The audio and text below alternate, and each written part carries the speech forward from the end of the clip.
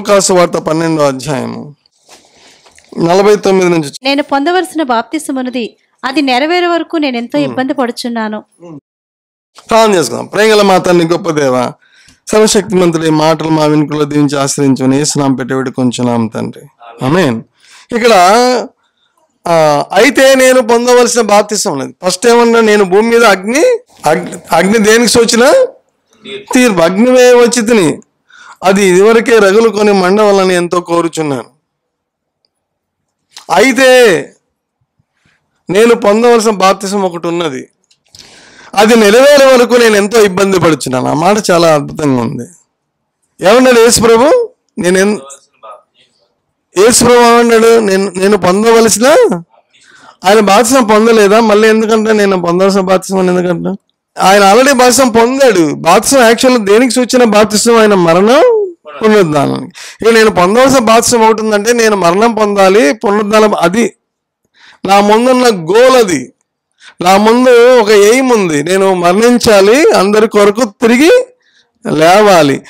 అది నా ముందున్నటువంటి నా లక్ష్యం. అది పొందు వరకు నేను ఎంతో ఏమవుతున్నాను? ఎంతో ఇబ్బంది పడుచున్నాను, అంటే ఎంతో స్ట్రగుల్ అవుతున్నాను. నేను దాని గురించి ఆలోచన చేస్తున్నాను. రాత్రింబగలు కనిపెడుతున్నాను, రాత్రింబగలు ప్రయాసపడుతున్నాను. నేను కూర్చున్నా లేచినా అదే నా జ్ఞాపకం వస్తుంది. నా ముందు నేను చేయాల్సిన బాధ్యత ఒకటి ఉంది, నేను చేయాల్సిన ఒక పని ఒకటి ఉంది. యేసుప్రభు కుమారుడై ఉండి తన జీవితంలో తాను మన కొరకే ఇంతగా స్ట్రగుల్ అయినటువంటి ఆ యొక్క అద్భుతమైన సంఘటనను, ఆ సన్నివేశాన్ని మనకు ముందే తెలియజేస్తున్నాడు. కాబట్టి చిన్నప్పుడు కూడా ఇదే లూకాసు వార్తలో చిన్నప్పుడు అప్పుడు 12 సంవత్సరాల వయసులో ఏమన్నాడు? 2వ అధ్యాయం 45 నుంచి చదువు. ఆయన కనబడినందున ఆయనను వెతుకుచూ యెరూషలేముకు తిరిగి వచ్చిరి. ఆయన కనబడనందున అంటే వాళ్ళు యాక్చువల్ అంతకుముందు చెప్తాను, పండగ అయిన తర్వాత ఎవరి ఇళ్ళకాళ్ళు బయలుదేరిపోయారు. 2 దినాల తర్వాత చూసేసరికి లేడు. అది మళ్ళీ బ్యాక్ వెళ్ళిపోయారు. ఆ సంఘటన చెప్పమ్మా. 3 దినములైన తర్వాత ఆయన దేవాలయంలో బోధకుల మధ్య కూర్చుండి వారి మాటలను ఆలకించుచు వారిని ప్రశ్నలు అడుగుచూ ఉండగా చూచిరి. చూసారా? వారిని ప్రశ్నలు అడుగుతున్నారంటే యేసు ప్రభుకి ఎంత ఆశ అంటే, ఆయన కూడా భూమి మీద ఒక మనిషి వలె అప్పుడు 12 సంవత్సరాల వయసు. ఆయన అక్కడ ప్రధాన యాజకులను ప్రశ్నలు అడుగుతున్నాడు. ప్రశ్నలు అడుగుచు వారి మాటను ఆలకించుచు, అంటే వాళ్ళని కూడా పనిలో పెట్టేశాడు. మీరు నన్ను పనిలో పెట్టచ్చు. ఏం చేయాలి? పనిలో పెట్టాలంటే నన్ను ప్రశ్నలు అడగాలి. మాకంతా తెలియక ఎక్కడ ఉంది పాస్టర్ గారు?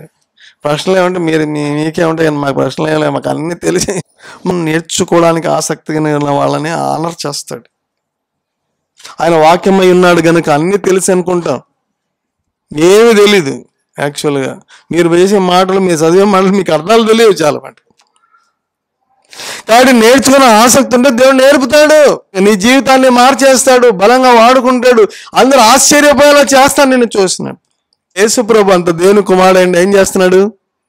ఆ యాజకులు ఏమైనా ప్రశ్నలు అడుగుతున్నాడంట, వాళ్ళు చెప్పేది వింటున్నాడంట. మరి ఆయన చూసినా మనం నేర్చుకోవాలా లేదా? మీరందరూ ప్రొఫెసర్లా? యేసు ప్రభు కంటే జ్ఞాని ఎవరు? అసలు ఆయనే వాక్యమై ఉన్నాడు, ఆయన వింటున్నాడంటే. ఏదో చెప్తుంటే నాలాటోడు చెప్తుంటే వింటున్నాడు. ఇప్పుడు కూడా యేసు ప్రభు ఉంటాడు తెలుసా?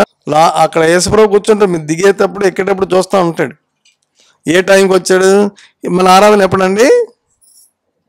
10:45కా 11 కదా? కొంతమందికి 11, కొంతమంది 10:45, కొంతమంది 10:30 టైంలో మార్చుకుంటున్నాడు. కానీ మన టైం ఏంటి? 10 గంటలు. యేసు ప్రభు 9:59 కన్నా వస్తారు, అక్కడ ఉంటాడు. కానీ 10కి వచ్చిన వాళ్ళందరినీ చూస్తుంటాడు. 10:45 అనుకో, 10:45 పోయా, 45 నిమిషాలు లేట్ వచ్చి నీకు ఆశీర్వాదాలు పోయా, ఇంకా అయిపోయి నీ ప్రార్థన విండి. ఇంకా ఎందుకు ప్రభు వినట్లేదంటే ఇక చూసి చూడు, నీకు రికార్డులో లాస్ వచ్చింది, ఇక్కడ మార్కులు పోయినాయి. ఇప్పుడు ఎగ్జామినేషన్కి ఒకప్పుడు అరగంట లేట్ వస్తే ఒప్పుకునేవాళ్ళు, ఇప్పుడు 1 నిమిషం కూడా లేట్ రాకూడదంటే కదా, 1 నిమిషం ఇచ్చినట్టున్నారు. అంతకన్నా యేసుప్రభు చులకనయ్యాడా? ఒకసారి ఆలోచించండి ప్రియులారా. ఇక్కడ యేసుప్రభు 2-3 రోజులు ఆలయంలోనే ఉన్నాడు, అక్కడే కూర్చున్నాడు, అక్కడ కూర్చొని వింటున్నాడు. మరి ఆయన నేర్చుకోవాల్సింది ఏముందండి? ఆయన నేర్చుకోండి, దాన్ని బట్టన్నా మీరు నేర్చుకోవాలని మీరు చెప్పండి, నేను దేవుని వాక్యమును నేర్చుకొన బద్ధుడనై ఉన్నాను. నేర్చుకున్నాను ఎవరు చెప్పదు, నేను కూడా చెప్పలేను. నేర్చుకునే బదులు you got to learn the word of God. ఆయన తల్లి కుమారుడా మమ్మల్ని ఎందుకు ఇలాగ చేసేటివి? యేసుప్రభుని అడుగుతుంది తల్లి ఏమని, మమ్మల్ని ఎందుకు ఇలాగో చేసేటివి? ఇదిగో నీ తండ్రి నేను దుఃఖపడుచు నిన్ను వెతుకుచుంటివి. కుమారుడు 2 రోజులు కనపడకపోతే ఎలా ఉంటుంది మన హార్ట్? దుఃఖపడుచు నిన్ను వెతుకుచుంటివి ఆయనతో చెప్పగా. చూడండి 49వ వచనంలో ఆయన అంటాడు, ఆయన మీరేలా నన్ను వెతుకుచుంటారు? మరి ఎదక్క ఏం చేస్తారు?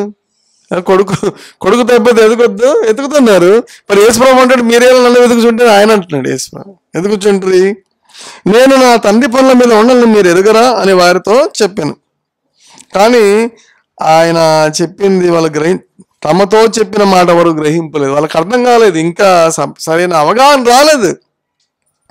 అంటే యేసుప్రభు 2-3 రోజులు ఎందుకున్నాడు అంటే ఆయన పనుల మీద ఉన్నాడు, ఆయన నేర్చుకుంటున్నాడు. ఉదయాన్నే తోరా చదువుకుంటున్నాడు. తోరా అంటే ఈ ధర్మశాస్త్రం, లేదా 5 కాండములు, లా, అదంతా చదువుకుంటున్నాడు. ఉదయం తల్లిదండ్రులు చెప్పిన మాట వింటున్నాడు. తల్లిదండ్రులకు లోబడి వాడుక చొప్పున అని ఉంటుంది. చూడండి లోకాసు వార్త 4:16 వచనంలో చూడండి. తర్వాత ఆయన తాను పెరిగిన నజరేతునికి వచ్చిన తన వాడుక చొప్పున విశ్రాంతి దినమందు సమాజ మందిరంలోకి వెళ్ళి. వాడుక చొప్పున అంటే ఏంటి అంటే చిన్నప్పటి నుంచి అలవాటు అయింది అన్నమాట. తల్లిదండ్రులు అలవాటు చేశారు.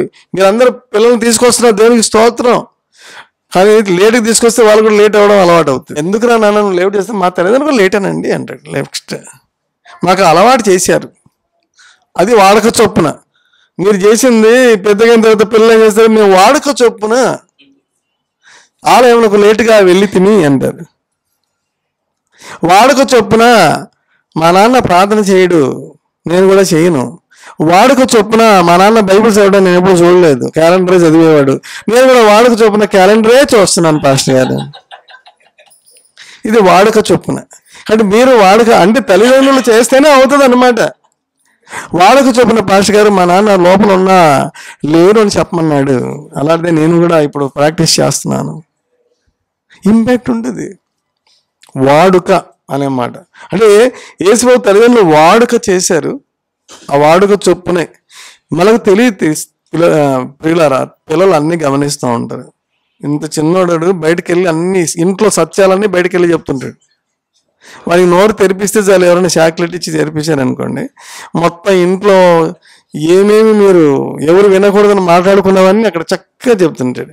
మీరు అనుకుంటారు పిల్లలే ఏదో మీరు మాట్లాడుకుంటుంటారు, వాడు అన్ని రికార్డ్ చేసుకుంటాడు.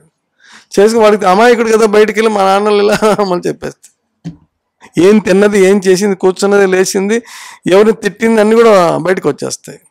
కాబట్టి ఇప్పుడు దేవుని విషయాలు కూడా అవి కూడా తెలుస్తాయి వాడికి. వాడు నిజంగా మా డాడీ మమ్మీ ఇంట్లోకి వెళ్ళి మోకరిస్తున్నారా, ప్రార్థన చేస్తున్నారా, మరి ఇతరులకి ఏం చెప్తున్నారు కదా, వీళ్ళు చేస్తున్నారు, అన్నీ తెలిసిపోతాయి వాళ్ళకి. వాళ్ళు ఊరుకోడు. అదే కొన్ని రోజులకి ఏంటంటే వాడు యవనస్తుడు అయిన తర్వాత వాడు అదే లేదులే అనే సామెతకి వచ్చేస్తాడు. వాడుక ఎవరు చేయాలి? వాడుక ఎవరు చేయిస్తారు? తల్లిదండ్రులు చేయిస్తారు. తల్లిదండ్రులు చేయిస్తే ఇప్పుడు పెద్దోడైన తర్వాత కూడా యేసుప్రభు వాడుక చొప్పున నేను దేవుని కుమారుని అనుకోలేదు, దానికి అలవాటు ఉంది కాబట్టి విశ్రాంతి దినమున ఎక్కడికి వెళ్ళాడు? సమాజ మందిరానికి వెళ్ళాడు. హల్లెలూయా. కాబట్టి ఆయన దేవుని పని, తండ్రి పని మీదే ఉంటున్నాడు. ఆయన రాత్రులంతా ప్రార్థనలో గడిపేవాడు, పగలంతా తోరా చదివేవాడు. అంతేకాదు ఉద్యోగం చేసుకునేవాడు. ఆయన కార్పెంటర్ పని, వడ్రంగి పని చేసేవాడు. ఆయన కస్టమర్లు వచ్చేవారు, కస్టమర్లతో మాట్లాడేవాడు. మరి కస్టమర్లు ఈ పైసలకు చేయమంటారు, తర్వాత చేస్తానంటాడు. ఈ లెంగ్త్ ఇలా చెప్తా అన్ని. యేసుప్రభు ఒక మరి వడ్రంగి పనివాడిగా పరిచయం అయ్యాడు ఆ లోకల్ ప్రజలకి. అందులో కూడా చక్కగా చెప్పినట్టు నెంబర్ 1గా చేసి ఉంటాడు. హల్లెలూయా. ఒకవేళ లోపంగా చేసితే ఆ ఊర్లో వాళ్ళందరూ ఈయన సరిగ్గా చేయడాన్ని చెప్తారు కదా, సాక్ష్యం పోతుంది. కాబట్టి మీరు కూడా చూసుకుని మన దేవుని బిడ్డలు మన పనుల్లో మన వ్యవహారాలు ఎక్కడ లోపం లేకుండా ఉండాలి, ఎవరు చూపించకూడదు, మనం దేవుని బిడ్డలుగా ఉండాలి. యేసుప్రభు అట్లా సాక్ష్యం పొందుకున్నాడు. మరి అందుకని ఎందుకంటే ఆయన ముందు ఒక బాధ్యత ఉంది, ఆయన దానికి తగిన అర్హత సంపాదించుకోవాలి. ఆయన సాక్ష్యం పోతే తండ్రి వాడుకోలేడు. తండ్రి వాడుకునే పాత్రగా ఉండాలంటే మన జీవితం తండ్రి ప్రకారం ఉండాలి. అందుకని తండ్రి పనుల మీద ఉండినాడు. తోరా ప్రకారం జీవించాడు, తోరా చదివాడు, తోరా ప్రకారం అంటే ధర్మశాస్త్ర ప్రకారమే జీవించాడు. తోరా ప్రకారం ఆయన ఖచ్చితంగా విశ్రాంతి దినంను పాటించాలి. సమాజ మందిరానికి వెళ్ళాలి విశ్రాంతి దినాన. అలా వెళ్తున్నాను. అందుకని వాడుక చెప్పున అవన్నీ ఎక్కడ లోపం లేకుండా. ఎందుకంటే తను ఒక రోజు తండ్రి పని మీద అంటే శిలువలో వేయబడే నాటికి ఎవరు వేలెత్తి ఈయనలో లోపం ఉంది కానీ ఆయన శిలువ వల్ల మాకేం ప్రయోజనం అని అనకూడదు. ఆయన ఖచ్చితంగా సిన్లెస్, స్పాట్లెస్, అందరికి అలాంటి గొర్రెపిల్లగా కనబడాలి. లోక పాపమును మోసుకొని పోవు దేవుని గొర్రెపిల్లగా ఒకరోజు ఆయన అందరికి కనబడబోతున్నాడు. ఆ గొర్రెపిల్ల మచ్చ, డాగు, ముడత అందులో ఏం ఉండకూడదు. స్పాట్లెస్గా ఉండాలి, పరిశుద్ధంగా ఉండాలి. ఎంత పవిత్రమైన గొర్రెపిల్లగా ఆయన ఆ రోజు కనబడాలంటే తన చిన్నప్పటి నుంచి జీవితాన్ని శుభ్రంగా ఉంచుకోవాలి. ఆయనకు కూడా చిన్నపిల్లప్పుడు అందరికి ఎదురయ్యే శోధనలే వస్తాయి. వాటన్నిటి అధిగమించి అందులో పాపము లేనివాడుగా ఆయన ముందుకు వెళ్ళాలి. ఆయన ఇప్పుడు శరీరంలో ఉన్నాడు. శరీరము అనేక శోధనలు సృష్టిస్తుంది, కానీ వాటన్నిట్లో ఆయన జయించుకునేవాలి. ఇక్కడ చూడండి, హెబ్రీ పత్రికలో ఉంది. హెబ్రీ పత్రిక 4:15 చదవండి. మన ప్రధాన యాజకుడు మన బలహీనతని యందు మనతో సహానుభావము లేనివాడు కాడు గాని సమస్త విషయములను మన వలనే శోధింపబడాను, ఆయన పాపము లేనివాడుగా ఉండెను. మన ప్రధాన యాజకుడు మన బలహీనతల యందు, చదవండి, బలహీనతల యందు మనతో సహానుభావము లేనివాడు అంటే మన బలహీనతలు ఆయనకు ఉన్నట్టే కదా.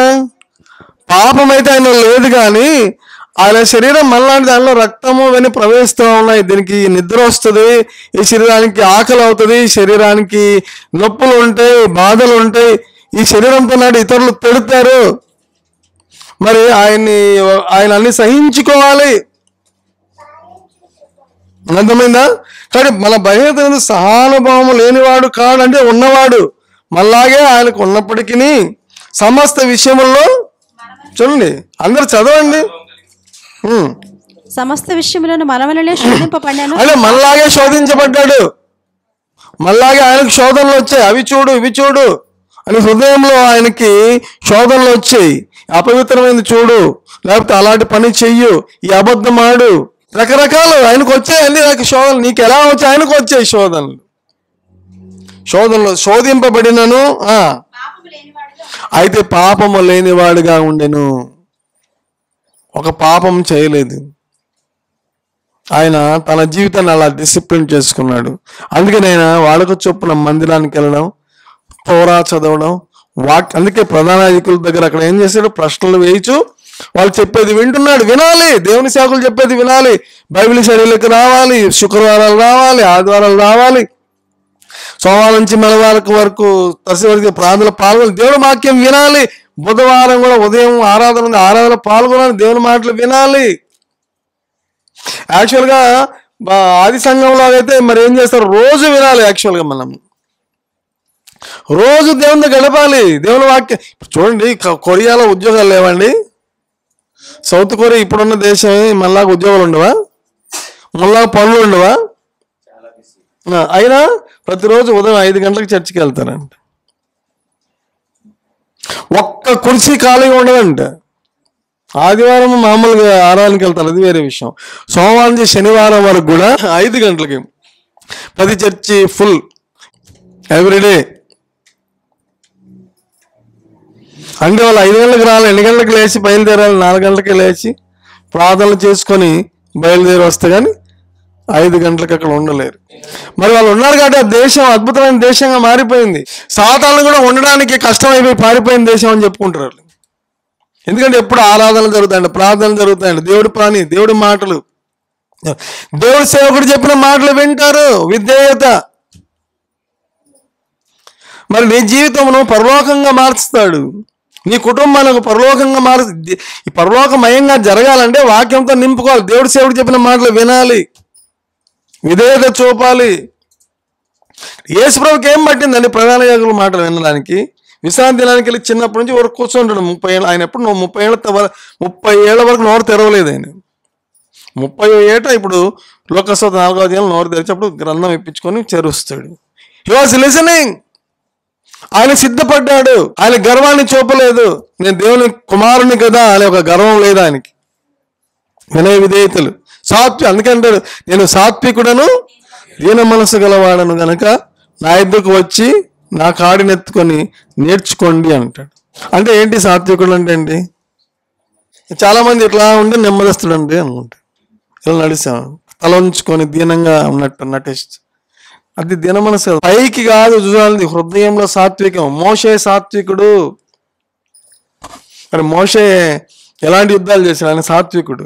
ఆయన గంభీరంగా కనబడు, కానీ ఆయన సాత్వికుడు. అంటే సాత్వికం అంటే ఇక్కడ దేవుడు చెప్పినట్టు ఎండ, దేవుడు చెప్పిన మాట, దేవుడు దానికి ఎటువంటి ఎదురించక చిత్తం ప్రభ అనేవాడే సాత్వికుడు.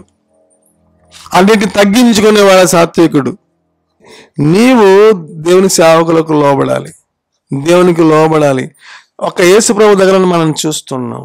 యేసుప్రభు ఇంకెవరు యేసుప్రభు, నేను ఆశ్చర్యపోతున్నాను. అసలు యేసుప్రభు ఏంటి, యాజకుల దగ్గర వినడం ఏంటండి? అసలు ఫస్ట్ నాకు తెలుసు మీకు తప్పు అని అనలేదు ప్రభు అక్కడ. అని వాళ్ళకంటే బాగా తెలుసు. కానీ నువ్వు చెప్తున్నది సరిగా లేదు, నేను చెప్తే నేను ఎవరు అనుకున్నావు, నాకు అన్నీ తెలుసా అని చెప్పేసి ఆయన మాట్లాడితే నిజంగా మరి దేవుడు వాయిస్ పరలోకంలో వచ్చినట్టే ఉంటుంది. నోరు తెరిస్తే అందరూ సైలెంట్ అయిపోవాల్సిందే. కానీ సైలెంట్గా ఉన్నాడు ఆయన. ఆయన వింటున్నాడు, తెలియని ప్రశ్నలు వేస్తున్నాడు. మనందరికి మాదిరి, మనందరికి మాది ఇలా ఉండాలి, కుమారుడు ఇలా ఉండాలి అని దేవుడు మనకు చూపిస్తుంది. మన పిల్లలు ఇలా ఉండాలి, నేను కూడా ఇలా ఉండాలి అని మనకు ఒక మాదిరి. ఇదంతా సిద్ధపాటు. చిన్నప్పటి నుంచి సిద్ధపాటు కలిగి ఉన్నాడు. ఒక రోజున తన ప్రాణం పెట్టాలి అంటే దేవుడికి అర్హమైన పాత్రగా నేను తయారవ్వాలంటే ఇక్కడ అందుకనే ఇది ఇబ్బంది పడుతున్నాను. నేను పొందవలసిన బాప్తిసము ఒకటి ఉన్నది, అది పొందవరకు నేను ఏమవుతున్నాను, ఎంతో ఇబ్బంది పడుతున్నాను. ఎందుకంటే చాలా స్ట్రగుల్ అవుతున్నాను. ఇది మామూలు విషయం కాదండి. సెలవు వేయబడాలంటే మనందరి కొరకు ఆయన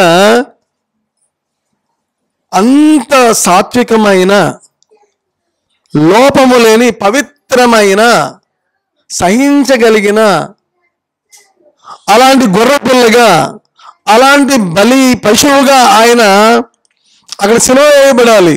నేను దేవుని కుమారుణ్ణి కదా అని నన్ను మీరు దూషిస్తారని ఒక మాట యేసుప్రభు అనొచ్చు, ఆయనకు అధికారం ఉంది. అన్నాడంటే ఆయన మనకు ప్రాణం పెట్టడానికి అవకాశం లేదు. అందుకనే ఆయన సిద్ధపడాలి, అన్ని విషయాల్లో ఆయన తగ్గించుకోవాలి, సిద్ధపడాలి. తండ్రి ఒక రోజు చూసి, అందుకని తండ్రి ఏమన్నాడు, 30వ ఏట బాప్తిసం తీసుకునేటప్పుడు ఏమనిందని చూడండి. మనందరూ కూడా అలాంటి సాక్ష్యం కావాలి. మత్తయి సువార్త 3:17 చదవండి, 16 నుంచి చదువు. యేసు బాప్తిసం పొందిన వెంటనే నీళ్ళలో నుండి ఒడ్డునకు వచ్చెను. ఇదిగో ఆకాశం తెరవబడును, దేవుని ఆత్మ పామును వలె దిగి తన మీదకు వచ్చుట చూచెను. మరియు ఇదిగో ఈయనే నా ప్రియకుమారుడు, ఈయన యందు నేను ఆనందించుచున్నానని ఒక శబ్దము ఆకాశం నుండి వచ్చెను. చూసారండి ఏమొచ్చింది? ఆయన బాప్తిసం తీసుకునేటప్పుడు అంచెలంచెలుగా మనం చదువుకుంటున్నాం. చిన్నప్పుడు చూసిన సాక్ష్యం 30 ఏళ్ళు ఆయన 30 సంవత్సరాలు ఒక వడ్రంగిగా పనిచేస్తూ సహోదరులు ఉన్నారు.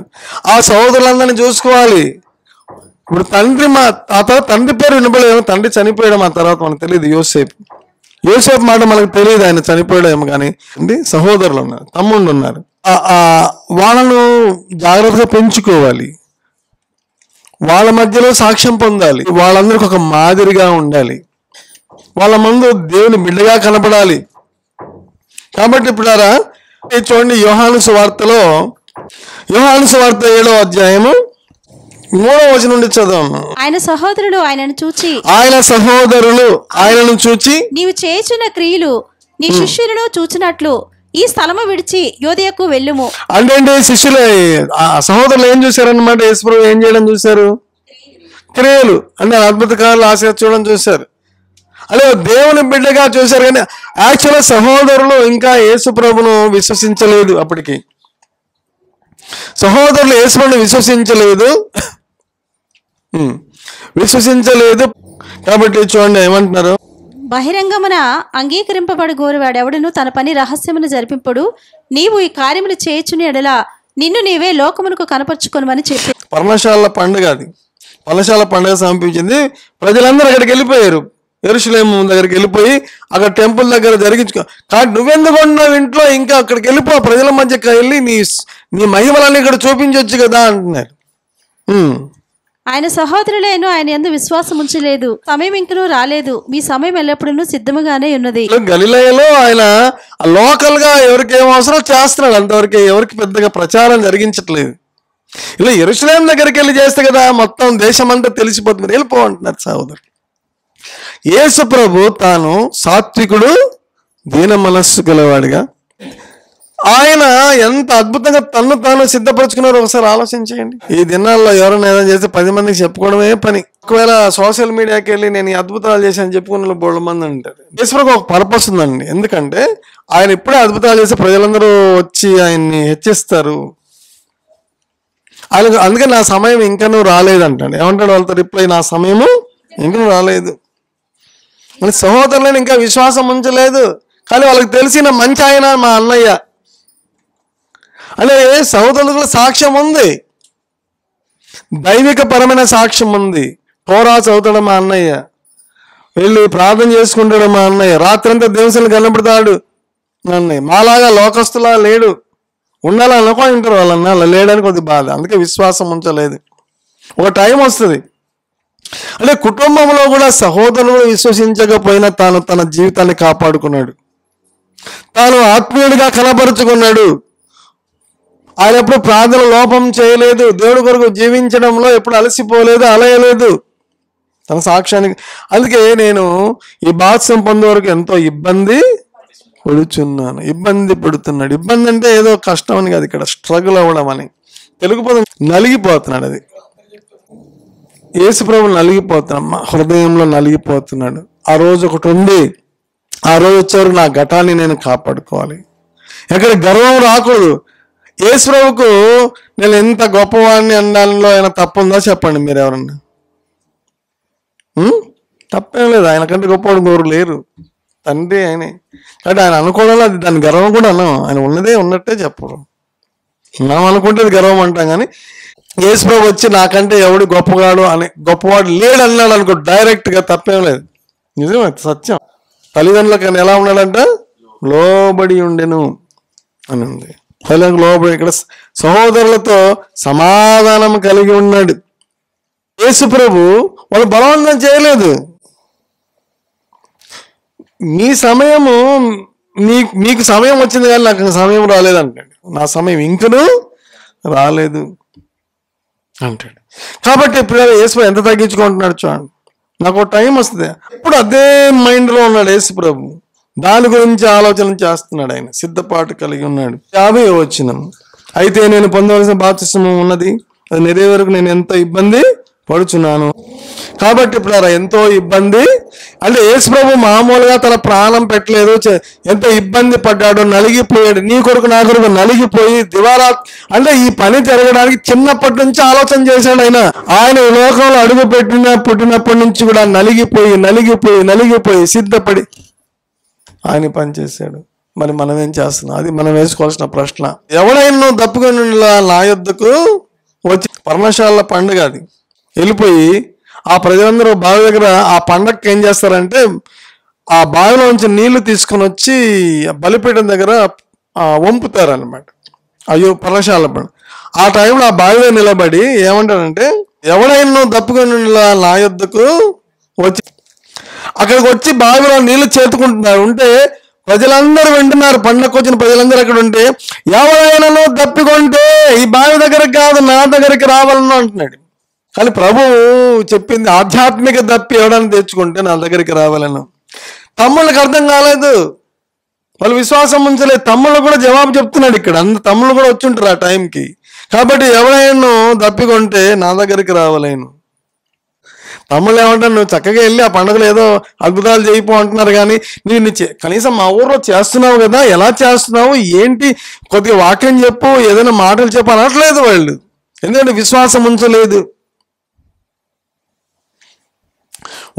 అంటే యేసుప్రభు ఆ బావి దగ్గరికి వెళ్ళి ఎవరైనా దప్పికొంటే నా ఇద్దరికి రావాలని అన్నాడంటే ఆయన దాని గురించి అంటే ఎంత ఆయన నలిగిపోతున్నాడు ఆ ప్రజల గురించి. ప్రజలందరూ ఒకరోజు నా దగ్గరికి రావాలి, నా మాట వినాలి అనే ఉద్దేశంతో కదా యేసుప్రభు వచ్చి ఏ మాట అంటాడు.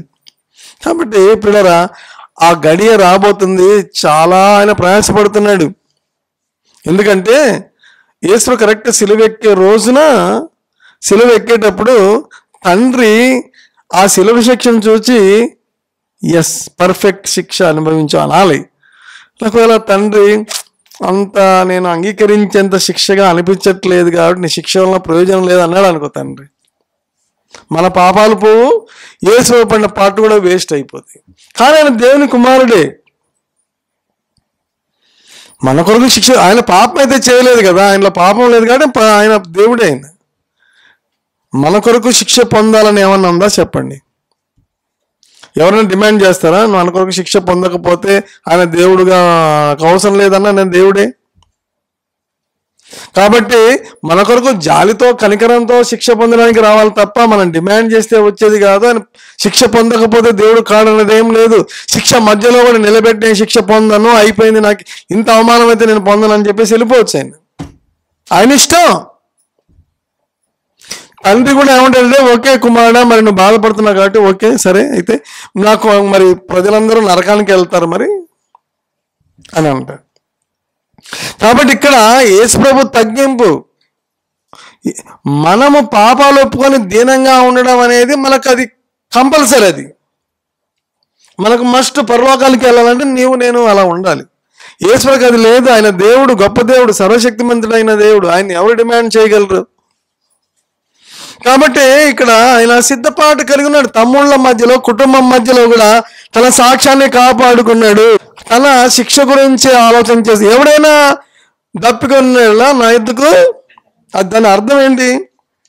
ఒకరోజు మీ కొరకు ప్రాణం పెడతాను, మీ దప్పి తీరుస్తాను అని దాని అర్థం. అందుకని అక్కడే ఉంది కదా మీనింగ్ చూడండి, 7వ అధ్యాయంలో 38వ వచనం, నా యందు విశ్వాసం ఉంచు వాడేవాడు లేఖనం చెప్పినట్టు వాడిని కడుపులో ఉండి జీవజల నదిలో పారునని బిగ్గరగా చెప్పాను. అన్న ఆత్మను గురించి మాట చెప్పాను. అంటే విశ్వాసం ఉంచిన వారు పొందబో ఆత్మ అనేది ఎప్పుడు జరుగుతుంది? ఎప్పుడు విశ్వాసం ఉంచుతారు, ఎప్పుడు ఆత్మను పొందుకుంటాం?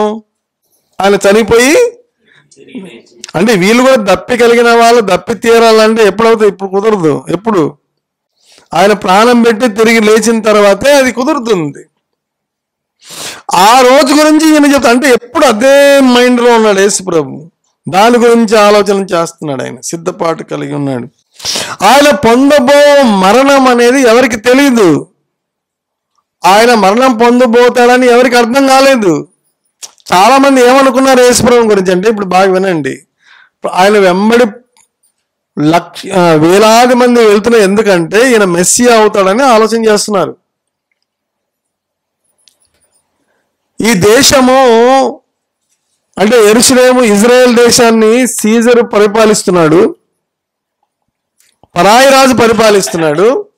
ప్రజలందరూ ఎందుకు ఎదురు చూస్తున్నారంటే ఒకరోజు మెస్సియా వస్తాడు, ఈ రాజును తరిమేస్తాడు, ఆయన సింహాసనంను అధిష్ఠించి పరిపాలిస్తాడు. ఆయన చివరిలో యెరూషలేముకి వెళ్ళగానే ఏం చేస్తారు? గాడిద పిల్ల మీద కూర్చోపెట్టి, యోహాను సువార్తలోనే 12వ అధ్యాయము 12వ వచనం, మరునాడు ఆ పట్టు వచ్చిన బహు జనసమూహం యేసు యెరూషలేముకు వచ్చుచున్నాడని విని ఖర్జూరపు మాటలు పట్టుకుని ఆయనను ఎదుర్కొని పోయి, జయము, ప్రభు పేరిట వచ్చుచున్న ఇశ్రాయేలు రాజు స్తుతింపబడుగా కని కేకలు వేసిరి. సియను కుమారి భయపడకుము, ఇదిగో నీ రాజు గాడిద పిల్లి మీద ఆసీనుడే వచ్చుచున్నాడు అని వ్రాయబడిన ప్రకారము యేసు ఒక చిన్న గాడిదను కనుగొని దాని మీద కూర్చుండెను. కాబట్టి పిల్లారా, ప్రజలందరూ ఏమనుకున్నారు అక్కడ? ఖచ్చితంగా యేసు ప్రభువే మెస్సియా, దావీదు సింహాసనం మీద కూర్చొని ప్రపంచాన్నంతా, మామూలు మా ఇశ్రాయేల్నే కాదు ప్రపంచాన్నంతా పరిపాలించేవాడు వచ్చి, అందుకే చచ్చిపోయేవాడు లేస్తున్నాడు. ఇది లాజరు లేచిన తర్వాత జరిగిన సంఘటన. లాజర్ను లేపగానే, లాజరు లే అనగానే లేచాడు. సమాధి దొర్లించారు, యేసుప్రభు బయటకు వచ్చారు, కట్లు విప్పారు, అందరికి కనపడి. ఇంతకన్నా గొప్ప అద్భుతాలు ఎవరు చేస్తారు? అలాంటి గొప్ప అద్భుతం కలిగిన, అద్భుతాలు చేయగలిగిన వాడు మన మధ్యకు వచ్చాడని చెప్పేసి వాళ్ళు ఎదురు చూస్తున్నాడు. యెరూషలేము వరకు అందరూ ఫాలో అయ్యారని యేసుప్రభుని. యెరూషలేము వరకు గాడిద మీద ఊరేగిస్తూ తీసుకెళ్ళిపోయారు. లూకాసు వార్త తీయండి. లూకాసు వార్త 19వ అధ్యాయం 36 నుంచి చదవండి. ఆయన వెళ్ళుచుండగా తమ బట్టలు దారి పొడుగున పరిచిరి. ఒలీవల కొండ నుండి దిగుచోటుకు ఆయన సమీపించుచున్నప్పుడు శిష్యుల సమూహం అంతయు సంతోషించుచు, ప్రభు పేరట వచ్చు రాజు స్తుతింపబడునుగాక, పరలోకమందు సమాధానమును, సర్వోన్నతమైన స్థలములో మహిమయు ఉండినగాక అని తాము చూచిన అద్భుతములన్నిటిని గూర్చి మహాశబ్దంతో దేవుని స్తోత్రము చేయసాగిరి. యేసు ప్రభు రాజుగా ఊరేగిస్తున్నారు. వాళ్ళు రాజు అవుతాడు అనుకున్నారు. ఆయన రాజు అవ్వలేదు. యెరూషలేము వెళ్ళిన తర్వాత ఆయన పట్టబడతాడు, ఆయన పట్టుకుంటారు. కాబట్టి ప్రజలందరూ ఆశలు అడియాశలు అయిపోతాయి. అసలు సిలువ వేయమని అరిచిన వాళ్ళు ఎవరు? యేసు ప్రభువును బంధిస్తారు, అక్కడ పిలాతు దగ్గర నిలబెడతాడు. యూదులు రాగా జయమన్న ప్రజలే ఇక్కడ ఏమంటున్నారు, సిలువ వేయమని వారి కేకలే గెలిచాను. ఎందుకంటే వాళ్ళకి ఒక పానిక్ అయిపోయారు. రాజు అవుతాం అనుకుంటే, ఇన్నాళ్ళు మేము మెస్సియా అవుతాడు అనుకున్నాం, సామాన్యమైన ఒక క్రిమినల్ లాగా పిలాతు ఎదురు నిలబడ్డాడంటే ఈయనేంటి రాజు అవుతాడు? అసలు ఈయనలో ఏం శక్తి ఉంది? అసలు అన్ని అద్భుతాలు చేశాడు, ఇక్కడ చేయలేకపోయాడు ఏంటి? ఆ పిలాతుని పడుకో అంటే పడిపోవాలి కదా, ఎందుకు అనట్లేదు? ప్రజలు ఈ లోపల పరిసయ్యులు సద్దుకులు వీళ్ళు రెడీగా ఉన్నారు ఈ అవకాశం కోసం. ఎందుకంటే వాళ్ళు కూడా భయంతో ఉన్నారు. ఏమని? ఎందుకంటే ఇది మూమెంట్ ఎక్కువ అయిపోతే సీజర్ రాజు వచ్చేసి మొత్తం అందరిని నరికేస్తాడు, కానీ ఆ బదులు ఈయన్ని నరికేస్తే బెస్ట్ అని చెప్పేసి వాళ్ళు నిర్ణయించుకుంటారు. ఇది వాళ్ళు చేస్తున్నారు. కాబట్టి వాళ్ళు కూడా అరిపిస్తారు, ఇంకా గట్టిగా సిలువ వేయమని వారి కేకలే గెలిచాను. కాబట్టి అది రోజు రాబోతుంది. అదే యేసు ప్రభు లూకాసు వార్త 12వ అధ్యాయంలో నేను ఎంతో ఇబ్బంది పడుచు, అందుకే ఈ గడి ఉంది, ఇవన్నీ తట్టుకొని నిలబడాలి. ఆయన శరీరంలో ఉన్నాడు. ఒకవేళ శరీరంలో ఉండి దేవుడిగా మారిపోయి మళ్ళీ చేయండి, ఈజీగా చేయొచ్చు. దేవుడిగా మారట్లేదు, శరీరాన్ని ఉంచుకొని శరీరంలో బాధపడుతూనే ఈ యొక్క పనులు. మార్కు సువార్తలోకి వెళ్ళండి. మార్కు సువార్త 8వ అధ్యాయము 31వ వచనం. మరియు మనుష్య కుమారుడు అనేక హింసలు పొంది పెద్దల చేతను ప్రధాన యాజకుల చేతను శాస్త్రుల చేతను ఉపేక్షింపబడి చంపబడి 3 దినములైన తర్వాత లేచుట అగత్యమని ఆయన వారికి బోధింపనారంభించెను. ఈ మాట చెప్పింది ఎవరు? యేసు ప్రభువే శిష్యులతో వాళ్ళతో చెబుతున్నాడు. ఏమని చెప్తున్నాడు? మనుష్యులు తాను అనేక హింసలు పొంది పెద్దల చేత ప్రధాన చేత శాస్త్రుల చేత ఉపేక్షించబడి చంపబడి 3 దినాల తర్వాత లేస్తాను నేను అని చెప్తున్నాడు శిష్యులకి. రాజు అవుతాడని శిష్యులు కూడా అనుకుంటున్నారు. అందుకే కదా జబదయి కుమారుల తల్లి ఏమనింది, క్రీస్తు నువ్వు రాజ్యంతో వచ్చినప్పుడు కుడి పక్క ఒకడు ఉండాలంటే ఎడపక్కడు ఎవరు? ఆయన కుమారులు వేరే వాళ్ళు ఉండొద్దు అంటే వాళ్ళు ఖచ్చితంగా ఏమని నమ్ముతాడంటే ఆయన ఖచ్చితంగా రాజు అవుతాడు. ఇంక మెస్సియంగా 4 స్టెప్లు యెరూషలేముకి వచ్చాడు. ఇంక నెక్స్ట్ గాడిద మీద ఊరేగించిన వెంటనే వెళ్ళిపోయి పిలాతును హుష్ అంటే వాడు వెళ్ళిపోతాడు, హేరోదు హుష్ అంటే వాడు వెళ్ళిపోతాడు, సైనికులంతా నేలబడి చచ్చిపోతారు, యేసు సింహాసనం మీదకి ఎక్కిపోతాడు అని అనుకున్నారు. అంది అయిపోతున్నారు. అందుకే జబదయి కుమార్ తల్లి ఆ సంఘటన జరగక ముందే అడుగుతుంది, అయ్యా నా కుమారుని ఇద్దరిని ఇటొక్కడిని కూర్చోబెట్టుకుని రాజ్యం అంటే మంత్రులు అనమాట. అంటే అందరి ఎక్స్పెక్టేషన్ అదే, పేతురు దగ్గర నుంచి అందరి ఎక్స్పెక్టేషన్ అదే. ఇదంతా చూసి యేసు ప్రభు వాళ్ళతో ఏం చెప్తున్నారంటే మనుష్య కుమారుడు చంపబడి 3వ తిరిగి లేస్తాడంటే ఇక్కడ రియాక్షన్ చూడండి ఏముందా. అప్పుడు పేతురుతో ఏమంటున్నాడు? 32వ వచనం. పేతురు ఆయన చెయ్యి పట్టుకొని ఆయనను గద్దింపసాగెను. అందుకు ఆయన తన శిష్యుల వైపు తిరిగి వారిని చూచి, సాతానా నా వెనుకకు పొమ్ము, నీవు మనుషుల సంగతులు మనస్కరించుచున్నావు గాని దేవుని సంగతులు మనస్కరింపుకున్నావని పేతురుని గద్దించాడు. అంటే యేసు ప్రభు అక్కడ కూడా తన అద్భుతాలు అన్ని చేస్తున్నప్పటికీ తాను ఒక రోజు చంపబడాలి, తిరిగి లేవాలి అనే విషయం వాళ్ళకు చెబుతున్నాడు. పేతురుకు అర్థం కాక పేతురు చాలా అభ్యంతరపడి, పేతురు కూడా ఆయన రాజు అవుతాడు, నెక్స్ట్ మినిస్టర్ అవుతాను వాళ్ళు అనుకుంటున్నారు. అలాంటిది ఆయన సిలువలోకి వెళ్తే వీళ్ళకైతే ఏంటి? అప్పుడు అన్నాడు యేసుప్రభుని గద్దిస్తున్నాడంటే ఎవరు? ఎందుకంటే వాళ్ళ యేసుప్రభా నువ్వు అలాగా అనకూడదు, నీ సిలువకి ఎక్కడం ఏంటి, నువ్వు చంపబడ్డం ఏంటి, ఇదంతా జరగకూడదు, నువ్వు రాజు అవుతావు, గద్దిస్తున్నాడు, అలా అనొద్దు నువ్వు అసలు అంటే యేసుప్రభు సాతానా వెనకకపోము, నువ్వు మనుషుల సంగతులే ఆలోచిస్తున్నావు, అంటే క్షేమంగా ఉండాలి, బోవ తినాలి, రాజ్యం ఇదే తప్ప భక్తి దేవుని కొరకు జీవించాలి, సువార్త ప్రకటిద్దామని లేదు. ఎంతసేపు సాక్ష్యం చెప్పమంటే ఏం చెప్దాం?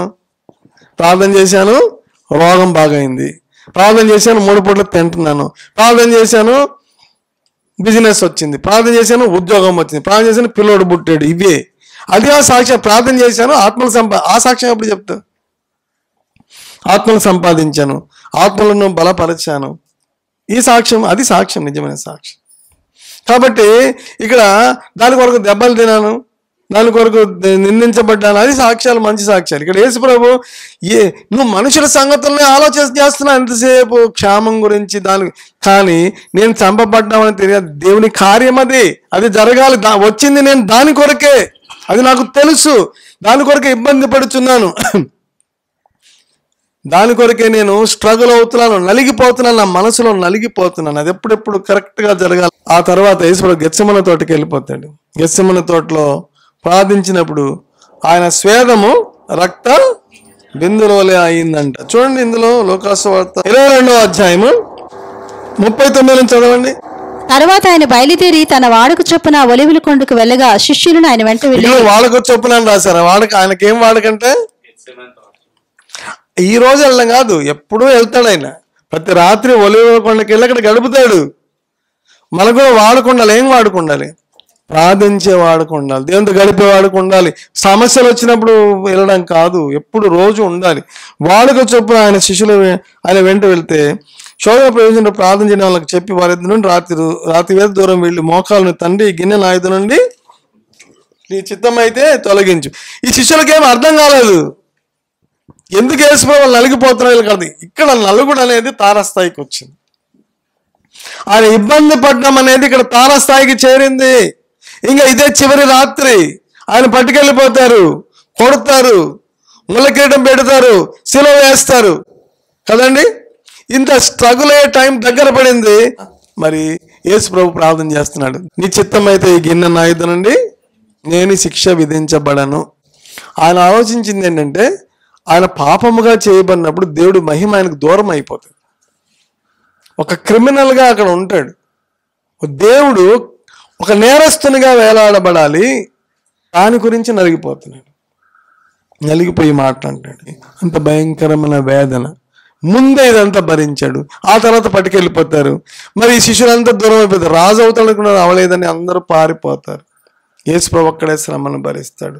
మనం చదువుకొని మనం ముగించుకున్నాం. 50వ వచనం, అయితే నేను పొందవలసిన బాప్తిస్మం ఉన్నది, అది నెరవేరకు నేను ఎంతో ఇబ్బంది పడుచున్నాను. కాబట్టి ఇప్పుడు ఎంతో ఇబ్బంది అంటే యేసు ప్రభు మామూలుగా తన ప్రాణం పెట్టలేదు, ఎంతో ఇబ్బంది పడ్డాడు, నలిగిపోయాడు. నీ కొరకు నా కొరకు నలిగిపోయి దివారా అంటే ఈ పని జరగడానికి చిన్నప్పటి నుంచి ఆలోచన చేశాడు ఆయన. మీకు అర్థమవుతుందా? మన కొరకు ప్రాణం పెట్టే పని ఏదో అప్పటికప్పుడు అనుకున్నది కాదు. ఆయన ఈ లోకంలో అడుగు పుట్టినప్పటి నుంచి కూడా నలిగిపోయి సిద్ధపడి ఆయన పని చేశాడు. మరి మనం ఏం చేస్తున్నాం? అది మనం వేసుకోవాల్సిన ప్రశ్న. రక్షణ పొందిన తర్వాత మనం కూడా నలిగిపోవాలి. దేని కొరకు? దేవుని చిత్తం నెరవేర్చుటకు, దేవుని పని చేయడానికి మనం చేస్తున్నాం. నీ కొరకు దేవుని నమ్ముకున్నావా? లేదా దేవుని నమ్ముకున్నాక వాక్యం విన్నాకనే మన జ్ఞానోదయం అవ్వాలి. మనం బతుకుతున్నది మనకు ఒంట్లో దేవుడు ప్రాణం ఇచ్చింది ఆయన కొరకు బ్రతకడానికి, ఆయన పని చేయడానికి. నీకు అందుకే అంటుంటే నాకు బాధ వస్తుంది, బైబిల్ స్టడీకి రండి, లేకపోతే ప్రార్థనకు రండి. రాలేమంటే కనీసం ఇప్పుడు ఈ రష్యా లాంటి దేశాల్లో ప్రాణాలు పోతున్నా వెళ్తున్నారు చర్చిలకి. అండర్ గ్రౌండ్ చర్చిలకి 5,000 మంది 6,000 మంది వెళ్తున్నారు. ఇక్కడ ప్రాణాలు పోయే పరిస్థితులు ఏమీ లేవు. చిన్నది కారణం చెప్పేసి మానేస్తున్నారు. చర్చిలకు రావడానికి ఏమైపోయింది? మనకు ఆ మాత్రం ఆసక్తి లేకపోతే యేసు ప్రభువే వెళ్తే అంతకన్నా గొప్ప మనందరం. మన చర్చిలకు రావాలి, దేని సన్నిధిలో గడపాలి, దేవునితో గడపాలి. ఇవన్నీ ఈ కనీసం మినిమం బేసిక్ అన్నమాట. ఇంకా ఎక్కువ అంటే నువ్వు ఆత్మను తేవాలి. యాక్చువల్గా మిగతా రోజులు కూడా కాకుండా ఇదే చేయకపోతే నువ్వు ఆత్మను ఏం తెస్తావు? నీకే దేవుడు అంటే గౌరవం లేకపోతే దేవుడి గురించి వేరే వాళ్ళకి చెప్పే భారం నీకు రాదు కదా. ఆదివారం ఏదో కష్టపడి రావడం కాదు. శుక్రవారం ఏమైంది? బైబిల్ స్టడీ రోజులు ఏమైపోయాయి, ప్రార్థన రోజులు ఏమైపోయాయి. రావాలి, సంఘంతో ఏకీభవించాలి. ఆది సంఘం 24 hours ఉన్నారు. మన కనీసం 2 గంటలు ఒక రోజు, 2 గంటలు ఒక రోజు. బుధవారం మీ ఇంట్లోనే ఉంటారు, జూమ్లో 1 గంట. సోమవారం లక్షవారి స్త్రీలు ఇంట్లో నుంచే ప్రార్థనలు. నువ్వు శుక్రవారం నీ ప్రార్థన దేవుడు ఆలకించుడు, రావాల్సిందే. నీ గురించి కాదు, ఇతరుల కొరకు ప్రార్థన చేయడానికి వస్తావు. యేసుప్రభు ఇతరుల కొరకే తన ప్రాణం పెట్టాడు. ఆయన అంత స్ట్రగుల్ అవ్వాల్సిన అవసరం లేదు, నలిగిపోవాల్సిన అవసరం లేదు. ఆయన వచ్చి నలిగిపోయాడు, నీ కొరకు నా కొరకు ప్రార్థన చేశాడు. ఆయన కొరకు కాదు, ఆయన కొరకు రావాల్సిన అవసరమే లేదు. అలాంటిది ఏదన్నా ఉంటే ఆయన అసలు ఈ లోకానికి రావడం మనసి అందరికి నరకానికి పంపించి దేవుడు పరలోకంలో ఉండవలసిన వాడు. ఆయన వచ్చాడు, నీ కొరకు నలిగిపోయాడు. నీవు నేను ఈరోజు చర్చికి రావాలంటే ఇతరుల కొరకు రావాలి, నలిగిపోవాలి. ఇది తలనొప్పి వచ్చినా నీ కార్యక్రమాలకు చక్కగానే వెళ్తావు. చర్చికి వచ్చేసరికి వడ్డీ వస్తాయి నీకు. నీ కార్యక్రమాలకు వెళ్ళరా, నీ బంధువుల దగ్గరికి వెళ్ళరా, నీ పెళ్ళిళ్ళకి వెళ్ళరా. మా బంధు అమ్మాయి ఫంక్షన్కి వెళ్ళాలి, ఏటంత ఇంపార్టెంట్, పరలోకం అంటే ఇంపార్టెంట్. వాళ్ళు ఏమన్నా అనుకుంటారు, దేవుడు ఏమనుకున్నా పర్లేదు, వాళ్ళు అనుకోకూడదు. వాళ్ళు నేను వెళ్ళకపోతే మా ఫంక్షన్కు రారు, తర్వాత వెళ్ళి ఉపాయంగా అది అయిపోయిన తర్వాత సాయంత్రం వెళ్ళి కలిసి రావచ్చు చర్చి అయిన తర్వాత. సారీ ఏమనుకోద్దు, నాకు చర్చి ఇంపార్టెంట్ అనేది అందరికి అలవాటు చేయాలి. అందరికి ఏం అలవాటు చేయాలంటే వాడు చర్చి రోజున ఏదానికి రాడు అని అందరికి తెలిసిపోవాలి. ఎవరు పిల్లలు, నన్ను ఎవరు పిల్లలు, ఎందుకంటే మా చెల్లి భర్త ఆ పరిస్థితుల్లో నేను వెళ్ళలేదు, బెంగళూరుకి వెళ్ళలేదు. శనివారం బైబిల్ స్టడీ ఉంది, ఆదివారం ఆరాధన ఉంది, ఆ తర్వాత వస్తానన్నాను, వెళ్ళాను. దేవుడి పని ముఖ్యం, దేవుని గౌరవించడం. యేసుప్రభు గౌరవించాడు, మీరెంత నేనెంత. గౌరవించకపోతే మనం నిజంగా దేవుణ్ణి అవమానపరిచినట్టే కదా. వాళ్ళకి ఏదో ఫంక్షన్, ఏమంటే పెద్ద పిల్ల ఫంక్షన్ వచ్చింది, ఏమంటే బర్త్డే పార్టీ, మళ్ళీ ఎవడు నీకు ₹1 సాయం చేయడు. ఎందుకంటే ఈ ముందు ఎందుకు వెళ్తానంటే, పాస్టర్ గారు నేను డ్రెస్ వేసుకోవాలి, ముందు అరగంట ముందు వెళ్ళాలి, అందుకే చర్చికి మానేస్తే గొడవ తీరిపోద్ది. అందుకే మనం చీరలు ధరించాలి, బట్టలు వేసుకోవాలి, ఇవన్నీ టైం కావాలి కదా. మరి మధ్యాహ్నం వెళ్ళి నేను చెప్తున్నా అన్నీ వేసుకొని చర్చికి రండి, ఉదయం భోజనం టైంకి వెళ్ళిపోండి, 12:30కి భోజనానికి వెళ్ళిపోవచ్చు కదా. ఈ మధ్యలో ఫంక్షన్ ఏం చేస్తారు, ప్రార్థన చేస్తారా? మరి శుక్రవారం అంతకన్నా చులకనైందా మీకు? శుక్రవారం చులకన, ఆదివారం చులకన, బంధువులు అంటే చాలా గౌరవం. మరి దేవుడు ఎలా ప్రార్థన, అందులో ఎందుకు వినడానికి అవకాశం లేదు. మాకు భయం, ఒంట్లో భయం పడుతుంది దేవుడి టైం రాకపోతే. మీరందరూ ఇప్పటి నుంచి చేయాల్సిందంటే అందరికి అలవాటు చేయండి. ఈ కుటుంబం అనేది ఎలాంటి కుటుంబం అంటే వాళ్ళు చెప్పుకుంటారు తర్వాత గౌరవం, అమ్మో వాళ్ళు దేవుడు అంటే చాలా ఇదండి బాబోయ్, వాళ్ళు శుక్రవారం ఆదివారం ప్రార్థన టైంలో మనం వెళ్ళినా పలకరించరు అన్నట్టు ఉండాలి. రాకపోయినా పర్లేదు, ఎందుకు వాళ్ళందరూ ఉద్ధరించారు, పరలోకాన్ని పంపరు మనల్ని. మన సమస్యలు ఉంటే ₹1,00,000 తెచ్చేవాడు ఇప్పుడు ఇచ్చేది దేవుడు, అడిగేది దేవుణ్ణి. వాళ్ళ గురించి ఎందుకు ఆలోచిస్తున్నావు నువ్వు, దేవుని గురించి ఆలోచించకుండా. కాబట్టి చూడండి, మన నిర్ణయాన్ని బట్టే మన జీవితం ఉంటుంది. దేవుడు ఏదైనా మనల్ని దర్శించి మీరు అడక్క మునిపే మీ అక్కర్లు తీర్చే దేవుడు మనతో ఉన్నాడు. వాడి పిల్లలు అందరి తలలోంచి కళ్ళు మూసుకోండి. ఈ చెప్పారు కదా, పుల్పిట్ మీద దేవుడు అగ్నితో చెప్పబడిన మాటలు ఇవి దేవుడు బాధపడుతూ చెప్పిన మాటలు, అంతేగాని ఏదో చెప్పాలనుకోలేదు నేను. దేవుడు చెప్పాడు, గౌరవిస్తే దేవుడి గౌరవం. ఇప్పుడు నాకు గౌరవం కాదు, దేవుడిని గౌరవించినట్టు మీరు. అది దేవుడికి మీకు మధ్యలో అందరి తలలోంచి కళ్ళ మూసుకోండి. ఎవరి హృదయాల పరిశీలన చేసుకోండి. అందరి తలలోంచి కళ్ళ మూసుకుందాం. ఎవరి హృదయాల పరిశీలన చేసుకుంది ఈ సమయంలో. మరి వెంటనే ప్రార్థనలోకి వెళ్ళిపోదాం. హల్లెలూయా. దేవుని సేవకురాలు శశికళ ప్రార్థన చేస్తుంది. Thank you. ఎవరి పరిశీలన, దేవా నన్ను క్షమించు నాయన, ఇక నుంచి నేను మీ కొరకు జీవిస్తాను, డిసిప్లిన్గా జీవిస్తాను, మీ పనులు ఫస్ట్, నావి నెక్స్ట్ అని దేవునితో చెప్పండి. మహాపరిశుద్ధులైన తండ్రి, మీకు వందనాలు, స్తుతులు, స్తోత్రాలు చెల్లిస్తున్నాం. బలమైన దేవుడు వినాయన, బలంగా మీ హృదయంలో ఉన్న వేదన, మీ హృదయంలో ఉన్న బాధ, మీరు ఎలా నలిగిపోయారో లోకం అర్థం చేసుకోలేదు, మీరైనా అర్థం చేసుకోలేరా? ఎందుకన్నా నేను మిమ్మల్ని ఏమడుగుతున్నానని ఒక సందేశం ద్వారా మీ పుట్టుక నుంచి, మీరు పెరిగిన విధానం నుంచి, మీరు నలిగిపోయిన విధానం నుంచి, మీరు సిలువకి ఎక్కినప్పటి నుంచి పడిన ప్రతి బాధను, ప్రతి అంశాన్ని లేఖనాల ద్వారా చెప్పారు ప్రభా. ఇందులో ఒక అక్షరం పొల్లు కూడా తప్పు కాదు తండ్రి. లేఖనాలు దాని శక్తిని ఎరుగకే మేము పొరపడుతున్నాం ప్రభా, మమ్మల్ని క్షమించండి ప్లీజ్ నాయనా. నాయన, మేము క్రమంగా మేము జీవించకపోవడాన మేము అక్రమం చేయవారుగా మేము ఉంటున్నాం, అవిధేయులుగా ఉంటున్నాం, మిమ్మల్ని బాధ పెడుతున్నాము నాయన. పరిశుద్ధాత్మ తండ్రి దినాన్ని బలంగా దిగి వచ్చి నాయన ఒక్కసారి తండ్రి నాయన సిలువ దర్శనం కొరకు, సిలువ ఉద్దేశము, సిలువ ప్రణాళిక, పరలోకమందు తండ్రి మీ కుమారుని విడిచిపెట్టుకోవడానికి కూడా ఇష్టపడ్డారు. ఆ మహిమను వదులుకోవడానికి మీ కుమారుడు ఇష్టపడ్డాడు, అలా నలుగొట్టడానికి మీరు ఇష్టపడ్డారు. ఎంత గొప్ప దేవుడు ప్రభు. ఎన్ని సంవత్సరాలైనా మాకు ఇంకా అవకాశం ఇస్తున్నారు. మా జీవితాల్లో దినాలు, వారాలు, సంవత్సరాలు గడిచిపోయాయి. పరలోకంలో ఉండాలని మీ ఉద్దేశం నాయన. మేము నరకపాతులు కాకూడదని మీ ఉద్దేశం. సాతాను చేతిలో పడకుండా ఉండాలని మీ ఉద్దేశం నాయన. చనిపోయిన తర్వాత పరలోకానికి వెళ్ళడం కాదు, బ్రతుకున్న దినాల్లో కూడా పరలోకాన్ని మా ద్వారా చూపించాలని మీ ఉద్దేశం. బూదిగంతముల వరకు సాక్షులుగా ఉండాలని మీ ఉద్దేశం. మీ ఉద్దేశాన్ని సఫలపరిచేటటువంటి నాయన శిష్యులుగా మేము ఉండడానికి, మీ కుమార్తెలుగా కుమారులుగా ఉండడానికి, రాజులుగా యాచకులుగా ఉండడానికి, మీ సొత్తైన ప్రజలుగా ఉండడానికి మీరు ఎంత భూమి పునాది వేయబడకమని మీ సంకల్పాన్ని బట్టి, మీ ఉద్దేశాన్ని బట్టి మీకు వందనాలు ప్రభా. కోట్లాది ప్రజలు మమ్మల్ని కోరుకున్నారు, ఏరుకున్నారు అయ్యా. కుటుంబాలుగా ఉంచారు, ఆరోగ్యం ఇచ్చారు అయ్యా. ఆయుష్ను దినము పొడిగిస్తున్నారు ప్రభా. నాయన మీకు వందన అయ్యా. ఇప్పటి వరకు మా కొరకు, మా పిల్లల కొరకు, మా కుటుంబాల కొరకు, మా ఆస్తుల కొరకు, ఐశ్వర్యం కొరకు అనుకుంటే క్షమించండి నాయన. మీ మహిమ నిమిత్తం సృజించబడిన మేము మీ మహిమను ప్రచురపరచబడ్డానికే మేము ప్రతి దినం 24 గంటలు మాకు ఇస్తున్నారు. రేపేమవుతుందో మాకు తెలియదు. నిన్నటి దినము గడిచిపోయింది ప్రభా. అయ్యా మాకు ఇచ్చిన దినాలు ఆయుష్ మీ కొరకు జీవించడానికి మేము కూడా నలిగిపోవటానికి ఇష్టపడుతున్నాము తండ్రి. దేవా, సుఖాశక్తి కలిగిన వారుగా మేము ఉండకుండా అయ్యా సహాయం చేయండి. అనేక మంది నరకం నుంచి తప్పించడానికి అయ్యా మాకు ఇచ్చిన రక్షణ, మాకు ఇచ్చిన పరలోకం మా వరకే ఉంచుకోకుండా ఇదిగో ప్రభు బలలోకి వెళ్తున్నాం. ఇప్పటికీ మీ ప్రభు బలను మాకు ఉచితంగా అయ్యా నీ కృప ద్వారా ఇస్తున్నారు అయ్యా. అయోగ్యంగా మేమెవరూ తీసుకోకుండా విన్న వాక్య ప్రకారం పరిశీలన చేసుకొని అయ్యా పరిశుద్ధపరచుకొని అయ్యా ఒకసారి ప్రతిష్ఠించుకొని అయ్యా మీ వేదన మీ బాధ తీర్చేవారుగా నన్ను, మమ్మల్ని, సంఘాన్ని దయచేయండి నాయన. ఆ సంఘానికి ఎన్నోసార్లు అవకాశం అవును పులిపటి పెంచి అభిషేకంతో ప్రవచనాత్మకంగా చెప్పిన ఎన్నో మాటలు నెరవేరిపోతున్నాయి ప్రభు. నిర్లక్ష్యాన్ని తీసేయండి నాయన. అయ్యా యవనస్తులను దర్శించండి అయ్యా, పెద్దవారిని దర్శించండి, వృద్ధులను దర్శించండి అయ్యా, చిన్నపిల్లలను దర్శించండి. గొప్ప ఉద్యమాన్ని మా సంఘానికి దయచేయండి నాయన. అయ్యా మీ స్వరానికి వినబడి విని లోబడి హృదయాలు మా అందరికీ దయచేసి మేము ఆశీర్వదించబడి శాపగ్రస్తులుగా ఉండడానికి పిలవలేదని సంవత్సరం వాగ్దానం చేశారే కదా తండ్రి.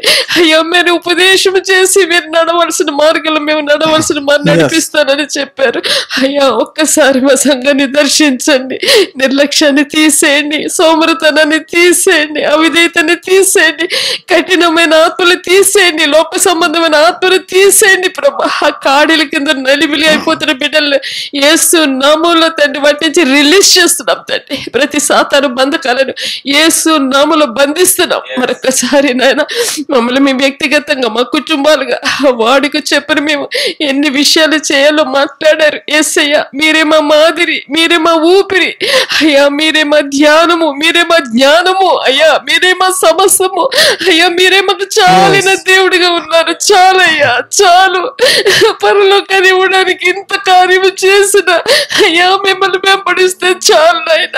అలాంటి ఆత్మతో మమ్మల్ని నింపి నడిపించమని, ఈ మెసేజ్ ని ముద్రించమని తండ్రి. దీనికి మేము ఒక దినాన్ని లెక్క చెప్పాలి కాబట్టి సహాయం చేసి భయముతో వణుకుతో మా రక్షణను కాపాడుకుంటూ అనేక మంది రక్షణ జ్ఞానంలో నడిపించడానికి కృపనిచ్చి నడిపించి సహాయం చేయమని యేసు పరిశుద్ధ నామములో అడిగి వేడుకుంటున్నాము తండ్రి. ఆమేన్.